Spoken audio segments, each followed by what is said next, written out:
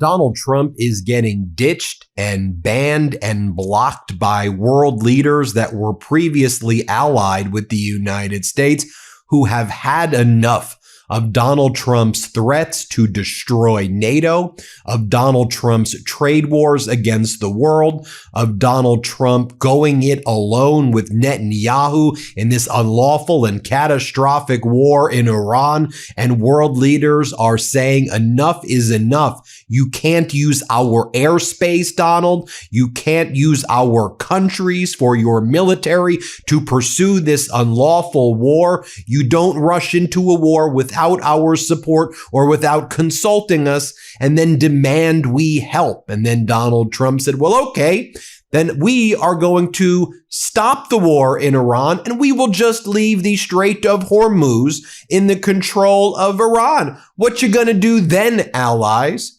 To which the allies are saying, well, you know those treasuries that we used to buy in the United States? You know how we used to invest lots of money in U.S. real estate and how we parked our money there and we sent our students there and we went on trips there? Yeah, we ain't doing that either, Donald. So enough is enough of your crap. So just in the past 24 to 48 hours, France and Italy joined Spain and Switzerland in denying U.S. any military support or airspace for Donald Trump's unlawful war against Iran. Also, Israel wanted to use France's airspace to transport U.S. weapons to be used in the Iran war, but that request was denied by France. Italy told the U.S. they need special permission for military base uses outside of existing agreements, and those existing agreements do not cover Donald Trump's unlawful war in Iran. So then Donald Trump accused France of blocking military equipment from flying over its territory, and he attacked France and the United Kingdom throughout the day. And then Trump basically said, then we should consider withdrawing from NATO. And then Marco Rubio also gave an interview on state regime media, which calls itself Fox News, and also said, well, after this war is over, the United States should consider withdrawing from NATO. You want to withdraw from NATO, frankly, and I say this as a patriotic American who's pissed off at the fact that the United States has betrayed our allies, has engaged in this disastrous war, has made the United States infinitely weaker, that is going to harm the United States for generations. Frankly, it was unclear to me how these NATO nations could even work with Donald Trump when, in my opinion, it was so obvious he's helping Russia to try to destroy NATO as Donald Trump attacks Zelensky while removing sanctions from Putin's oil, while inviting members of Russia's Duma, which is basically like their Senate, to take a tour of the Capitol last week and meet with MAGA Republican Congress members and State Department, while Donald Trump has put out his official State Department or Department of Defense kind of international Trump foreign policy guidelines, where it says it is the professed goal of the Trump regime to destroy the European Union and essentially weaken NATO. It's like, enough of your damn threats. And finally, these world leaders in these various countries are like, stop threatening us. You want to withdraw from NATO? You want to break up an alliance that has kept the stability with the United States as the leader of a world order? I'm not trying to paint some beautiful picture and be like, oh, everything's been perfect over the past 60, 70 years. But United States was viewed at least as the leader of the free world. And like, you want to leave this alliance, then leave it. You want to be friends with Putin and Kim Jong-un and Xi Jinping, you think they want to be friends with you? They laugh in your face. They think you're weak and pathetic while you remove sanctions from Russia's oil. Russia's like, okay, great. Well, Russia sends their cargo ships and their fuel tankers to Cuba. Russia's like, all right, we're going to help Iran target U.S. military bases in the region, American soldiers, while Donald Trump's like, well, I think Putin kind of likes me, and I think Xi Jinping is a very strong guy who likes me. They don't like you, you idiot. They laugh in your face how weak and pathetic, and how in such a short time you press the fast forward button on the remote control to crush American power in the world. I should also note that Israel's Ministry of Defense says that as a result of France not letting the Israeli-American weapons into the country of France, Israel says it will be ending all military procurement from France, just hours after France refused to allow Israel to use its airspace, per the Wall Street Journal. Details include the following, as the Kobayashi letter explains. This move comes following a series of measures taken by the country that it sees as now undermining Israeli security. France, you're undermining Israeli security. Donald Trump and Netanyahu invade Iran, don't consult anybody. Stuck in a quagmire right now in the Strait of Hormuz. Now you must let us use your damn territory, France, or else France like, you can't use our territory. Spain's like, you can't use our territory. Switzerland's like, you can't use our territory. Italy's like, you can't use our territory. What the hell are you doing right now? It goes on to say, the Israeli Ministry of Defense says France is actively obstructing the transfer of munitions to Israel and has prohibited Israeli aircraft carrying munitions for the Iran war from using French airspace, the ministry said. The move highlights Israel's shifting diplomatic relations since the start of they call it the Gaza war in 2023, per the Wall Street Journal. Israel said it would replace French products by making them domestically or buying them from a friendlier nation. France's refusal follows similar moves by Spain and Italy. Okay, I need to talk about jeans for a second, because over the pandemic, I started to hate jeans. I was like, why am I doing this to myself? They're stiff, they squeeze you in all the wrong places, and ordering online is a nightmare. Wrong fit, weird sizing, returns, the worst. So when the perfect jean hit us up to sponsor the show, I told Jordy we are not doing this unless they're the real deal. And then I put them on, and I'm not kidding, I had a full-on emotional moment. These things are so soft, insanely stretchy, and they actually fit. Like, not I'll make it work fit, but the perfect fit. No crushed nuts, no saggy butt, just clean, sharp confidence. I looked in the mirror and was like, okay, I look good too. And they move with you. I'm bending, sitting, running around. No plumber's crack, no fighting the waistband. These things are basically yoga pants disguised as jeans. Normally I'm paying like, I don't know, $150, $200 for jeans that I can't wait to take off. These are $79.99 and better than anything I've ever owned. They've got 6 fits, thousands of size combos. These are made for real bodies. Thick, skinny, whatever, you are covered. I'm telling you, I would wholeheartedly recommend these.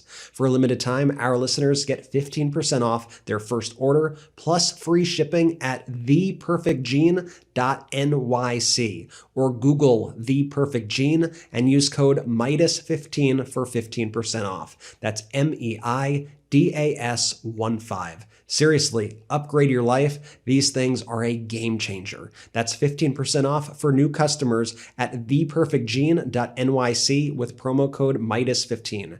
After you purchase, they'll ask you where you heard about them. Please support our show and tell them we sent you. Forget your khakis and get the perfect jean.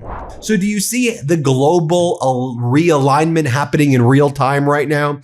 You have NATO members, you have former allies of the United States, the former allies of the US and Israel saying, stay out of our country. Y'all want to be warmongers and do unlawful wars and engage in all. We ain't taking part of it. You are on your own. That's what they're saying. I mean, earlier in the day yesterday, Donald Trump attacked France for not allowing the U.S. to use its airspace. The country of France wouldn't let planes headed to Israel loaded up with military supplies fly over French territory. France has been very unhelpful with respect to the butcher of Iran, who has been successfully eliminated. The USA will remember, okay, you're just a pathetic, weak loser. Just shut up. I mean, I think that's at this point how the rest of the world sees it. Just shut up. Donald Trump went on to say in the morning, all of those countries that can't get jet fuel because of the Strait of Hormuz, like the United Kingdom, which refused to get involved in the decapitation of Iran.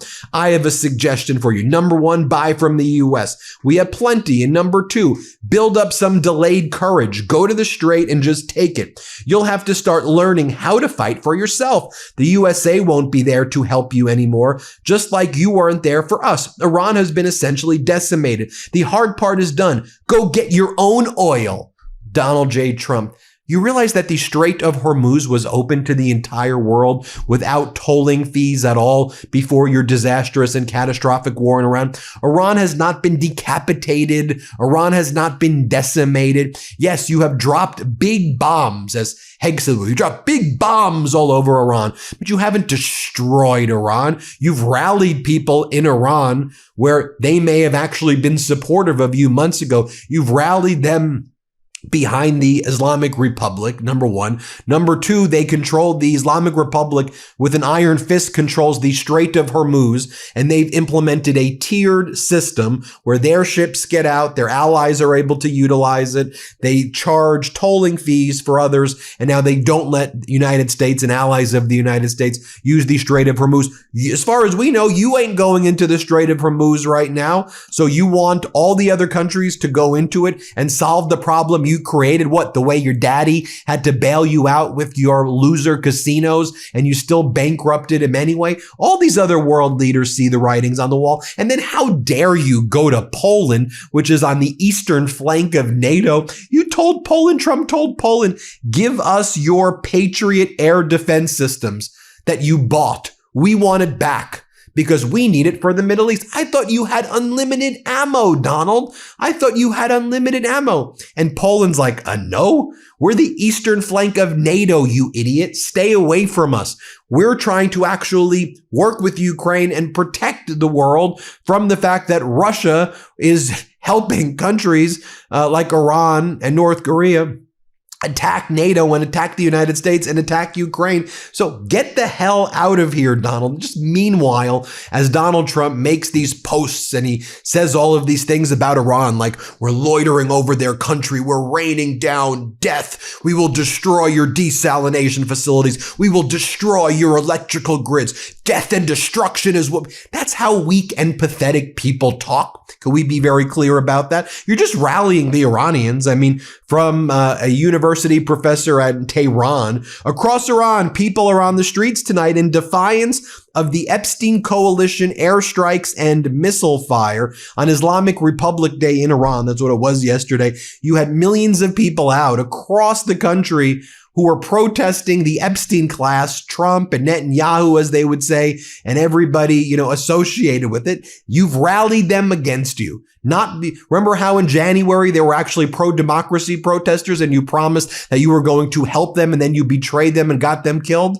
Yeah, that's not what's happening right now. Let's open up our damn eyes and see what's happening. I mean, speaking of opening up our eyes, like, I know that there are all of these market manipulation moves happening like yesterday where they took the president of Iran, Pezeshkian, out of context, and Pezeshkian's like, well, we need security guarantees and reparations and we need to keep our ballistic missiles and we want American military bases out of the Middle East.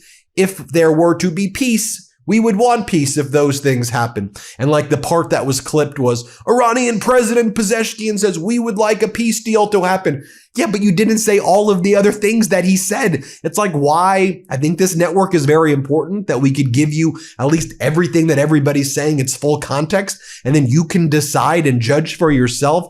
That's what I think a media network should be all about. In any event, Iran's foreign minister, Araghchi, here's what he said about potential peace talks with the U.S. Quote, we do not have any faith that negotiations with the U.S. will yield any results. The trust level right now is at zero. The trust level is at zero. Now, Marco Rubio, Secretary of State for the United States, he went on state regime media and he said yesterday, basically, we should consider withdrawing from NATO. Here, play this clip. Let me ask you about NATO. You said that our NATO allies have been disappointing. Specifically, I know you're talking about Spain, Great Britain, France, even Italy now, and that after all of this is done, we will re-examine this relationship. And especially when it comes to, we pay 2/3 of the freight when it comes to NATO defense. And if it's just, quote, about us defending Europe, you said, at this point, how do we call that? And we can't have our landing rights in European nations, our allies, at a time when we need them. What good is that alliance? And is the NATO alliance at risk? Sean, I've been one of the strongest defenders of NATO during my time as a United States Senator because I found great value in it. And it wasn't just about defending Europe. I said it also allowed us to have military bases in Europe that allowed us to project power into different parts of the world when our national security was threatened. If now we have reached a point where the NATO alliance means that we can't use those bases, that in fact, that we can no longer use those bases to defend America's interests, then NATO is a one-way street. Then NATO is simply about us having troops in Europe to defend Europe. But when we need their help, not their help, we're not asking them to conduct airstrikes. When we need them to allow us to use their military bases, their answer is no.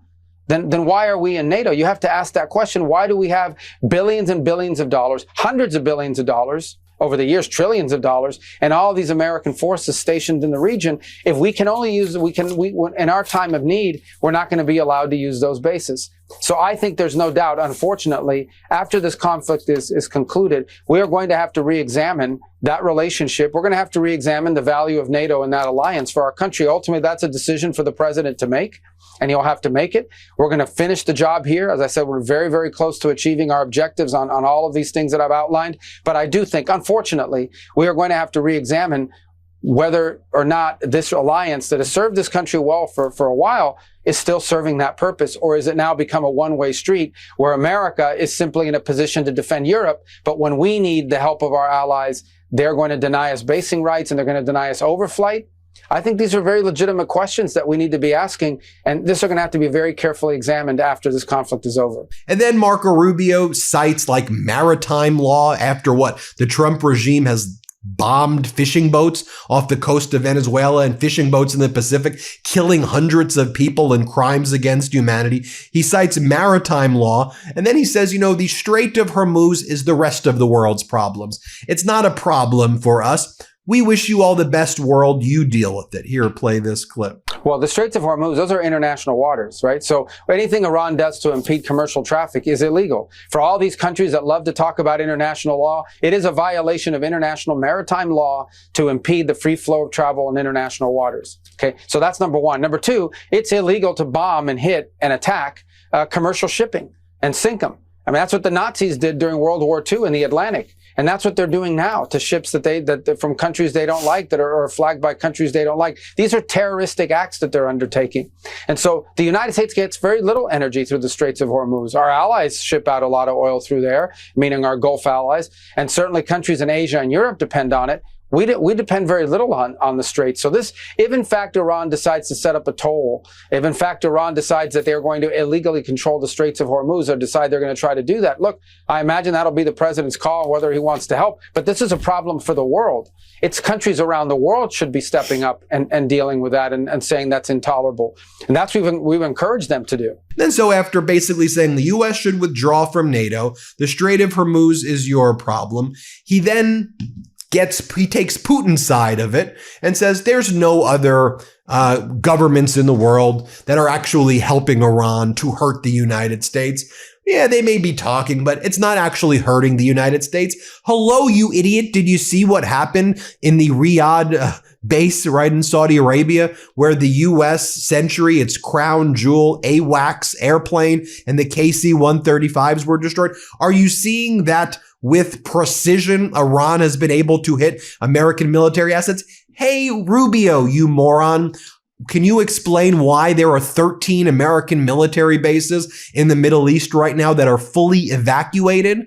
That's normal to you? That makes a lot of sense to you? You realize that Russia's providing Iran with the coordinates and also helping Iran through the Caspian Sea, helping them with the Shahi drones, which are now also manufactured in Russia because Iran was helping Russia manufacturing them to go and attack Ukraine. Like, you do realize that this is clearly what's happening, but no, you take Russia's side. Here, play this clip. You believe the North Koreans, there have been numerous reports that they have been assisting Iran with both their ballistic missile program and their nuclear program?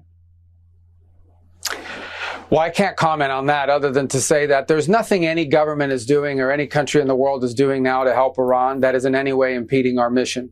Do they have countries that have helped them in the past? Yes, they have. I mean, and by the way, Iran also helps other countries by providing drones and rockets and things of that nature that they've developed themselves. And then Donald Trump in the Oval Office attacked France and all the other countries in the world. And he's like, We don't need the Strait of Hormuz. It's your problem. You deal with it. Well, why would we need to do any? Good luck. Watch what Donald Trump says here. Play this clip. We'll be leaving very soon. And if France or some other country wants to get oil or gas, they'll go up through the Strait and Hormuz Strait. They'll go right up there and they'll be able to fend for themselves. I think it'll be very safe, actually, but we have nothing to do with that. What happens to the Strait, we're not going to have anything to do with, because these countries, China will go up and they'll fuel up their beautiful ships and they'll leave and they'll take care of themselves. There's no reason for us to do it. We hit them hard. We got rid of a lot of the radicalized lunatics along the Strait. But if they want something, but I would say that within 2 weeks, maybe 3, we're hitting them very hard. Last night we knocked out tremendous amounts of missile-making facilities. And just so we can look at the Strait of Hormuz traffic data, drop site quoting Kepler data showed that only 4 ships transited the Strait of Hormuz on Monday, directly contradicting Trump's claim that a tremendous number of ships were sailing through. Finally, I'll leave you with the statement from Pope Leo XIV, and he says, "I'm told that President Trump recently stated that he would like to end the war. Hopefully, he's looking for an off-ramp. Hopefully, he's looking for a way to decrease the amount of violence of bombing, which would be a significant contribution to removing the hatred that's being created and that's increasing constantly in the Middle East and elsewhere." The world is a-changing right now, with America losing, or if not lost, all of its former allies, while Trump wants to gain the favor of Putin, who laughs and mocks the United States and Donald Trump, and Xi Jinping laughs and mocks the United States about how weak and pathetic Trump and his cabinet are. It's an utterly humiliating time right now with this Trump regime for our country. Utterly humiliating, a humiliation ritual by people who have bankrupted things their entire life, by a group of losers, by the Epstein class. Let me know what you think. Hit subscribe. Let's get to 7 million subscribers. Thanks for watching. Love this video? Support independent media and unlock exclusive content, ad-free videos, and custom emojis by becoming a paid member of our YouTube channel today. You can also gift memberships to others. Let's keep growing together.